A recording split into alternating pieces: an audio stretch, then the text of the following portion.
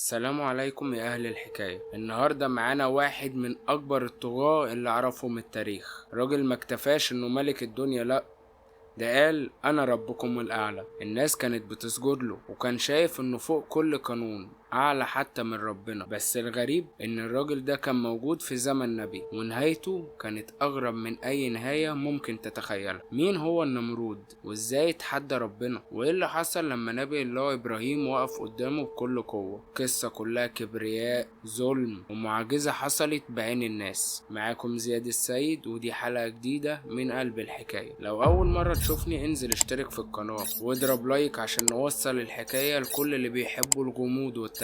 يلا نبدأ حكايتنا.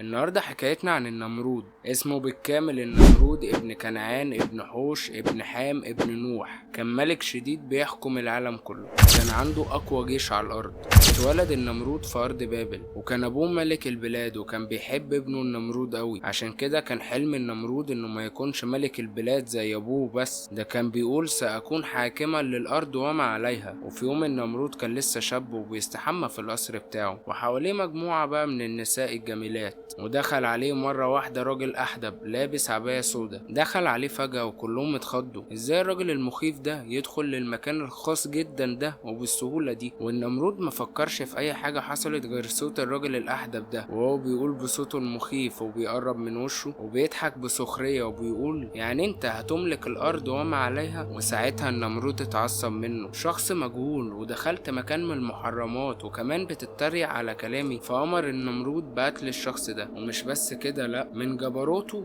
امر بقتل الجواري اللي كانوا معاه في الحمام عشان شافوا الراجل ده دخل على سيده من غير ما يستأذن، وكمان سمعوه وهو بيتريق وسمعوا كلامه، وطبعا كانوا يتكلموا عليه ويحكوا اللي حصل. فطلب من الحرس انهم ينفذوا الامر على طول، وقتلوا الاحدب وقتلوا كل الجواري. ويطلع بقى النمرود على الاوضه بتاعته، ومجرد ما يقفل باب الاوضه ويبص على السرير بتاعه يلاقي الراجل الاحدب بيبص للنمرود وبيضحك. وفجعت النمرود المره دي اكبر بكتير من المرة اللي فاتت. فالنمرود قرب منه وقال له وهو مستغرب انت مين؟ فرد الاحدب بغرور انا ملك النور من يوم ما اتخلق النور، ولو عايز تكون ملك عظيم حاكما للارض وما عليها زي ما قلت فلازم تشوفني بهيئتي الحقيقية. وطبعا النمرود وافق على طول. فالراجل الاحدب بان بشكله الحقيقي، جسمه كبير مليان شعر في كل جسمه، وقال له انا ابليس، اسجد لي وبيع لي روحك وهخليك أقوى رجل على الأرض وهخليك تملك الأرض وما فيها. فسجد النمرود لإبليس، وكان النمرود أول إنسان يبيع روحه مقابل حصوله على شهوته اللي ما يعرفش غيرها، النفوذ،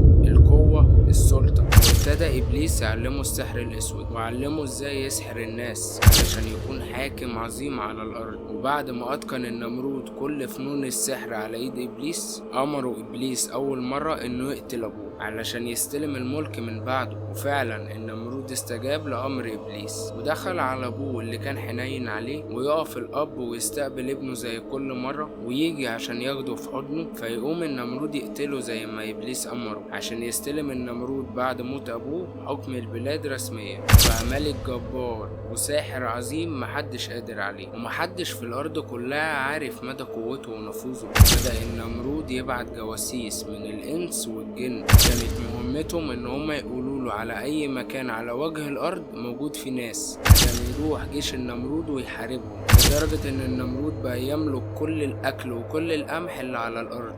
وقدر النمرود بعد سنين قليلة انه يكون ملك جبار على الارض، وبقى معاه جيوش كبيرة وعظيمة، وبقت الارض كلها بتخضع لحكم النمرود. وهنا وقف النمرود قدام جيشه العظيم، راح حاطط تاج ذهب على راسه، وكان اول راجل يحط تاج على راسه، وقال نحن ملوك الارض وما عليها. وفي يوم من الايام يشوف النمرود حلم مخيف خلاه يترعب. شاف كوكب عظيم ظهر في السماء، ومن كبر حجم الكوكب خفى الشمس وضوءها بالكامل على كوكب الارض. مقدرش النمرود حليف ابليس انه يفسر الرؤية، فارسل الكهنة والمفسرين من كل انحاء الارض عشان يفسروا الرؤية. وقالوا ان تفسير الرؤية انه سيولد ولد سيكون هلاك النمرود على يده. فامر النمرود بذبح كل طفل يولد، وفي نفس السنة دي يتولد سيدنا ابراهيم وتخفيه امه من كل عيون الناس علشان ما يوصلش الخبر للنمرود. ويكبر بقى سيدنا إبراهيم وبدأ يطلع من البيت عادي، وتعدي كام سنة وبرضه الناس لسه في ضلالهم، ويهدي ربنا سبحانه وتعالى سيدنا إبراهيم ليه ولرسالته. وكان في التوقيت ده الناس بتيجي من كل حتة عشان يطلبوا الطعام من النمرود.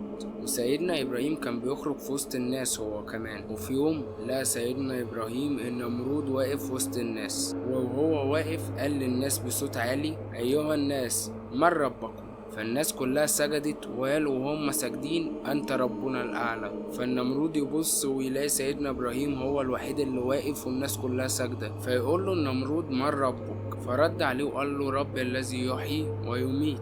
فاستعجب النمرود من الشاب اللي واقف مش خايف منه ده، وبيرد عليه بكل شجاعة. فأمر النمرود حرسه انهم يجيبوا 2 من اللي كانوا واقفين من الناس، وأمر بقتل واحد فيهم، وأمر بإطلاق سراح التاني. وضحك النمرود ضحكة سخرية لسيدنا إبراهيم وقال له: أنا أحيي وأميت. فقال له سيدنا إبراهيم: طب أحيي اللي قتلته. فالنمرود معرفش يرد طبعا على سيدنا إبراهيم، بس حب يغير الكلام وقال له: وربك بقى بيعمل ايه تاني؟ فرد عليه سيدنا إبراهيم وقال له: ربي يأتي بالشمس من المشرق فأتي بيها أنت من المغرب. فعجز النمرود عن أي رد. طبيعي إنه يأمر بقتل سيدنا إبراهيم. واحد عصى أمره قدام الناس، الطبيعي إنه يموت، لكن سبحان الله ما عملش كده. كل اللي أمر بيه إنه ما ياخدش أكل. وبدأ سيدنا إبراهيم إلى دعوة الناس إلى الله الواحد الأحد، وكل الناس كدبوه وقالوا ما نعرفش رب غير النمرود، لغاية لما تحصل واقعة إحراج سيدنا إبراهيم بعد ما كسر كل الأصنام، وقال لهم إن اللي كسرهم كبرهم. وطبعا النمرود هو اللي أصدر حكم حرق سيدنا إبراهيم عشان يخلص منه. لكن سبحان الله النار ما تعملش حاجة لسيدنا إبراهيم زي ما احنا عارفين القصة. وساعتها ابتدى الناس انهم يقربوا من سيدنا إبراهيم ومن كلامه، اصل هما شافوا المعجزة بعينيهم وقالوا يمكن هو اللي على حق والنمرود اللي على باطل. وابتدى النمرود هو كمان يخاف من اللي بيحصل، وطبعا استعان بإبليس وقال له: ايه اللي بيحصل ده ومين ده؟ قال له إبليس ان سيدنا إبراهيم شيطان،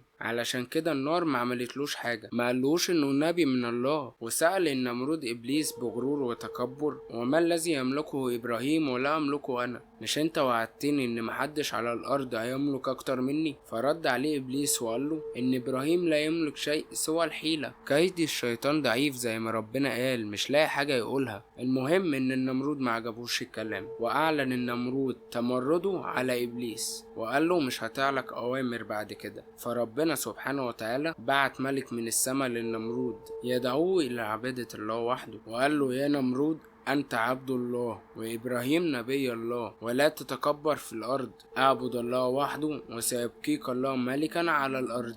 فرد النمرود وقال له: أنا ملك الأرض ومفيش ملك على الأرض غيري. ورد النمرود كان كله تكبر وغرور. فأرسل ربنا سبحانه وتعالى ملك تاني وتالت، وكان الرد زي كل مرة. ومش بس كده، ده رد عليهم رد أصعب وقال: قل لربك اللي بعتك انه يجمع جيوشه وانا اجمع جيشي، وخلال 3 ايام نتقابل، واللي ينتصر يحكم الارض وما عليها. ويبدأ النمرود بجمع جيشه اللي منتشر في كل انحاء الارض. وتجمع الجيش في بابل. ولما الجيش تجمع كان اكبر تجمع لجيش شافته الارض.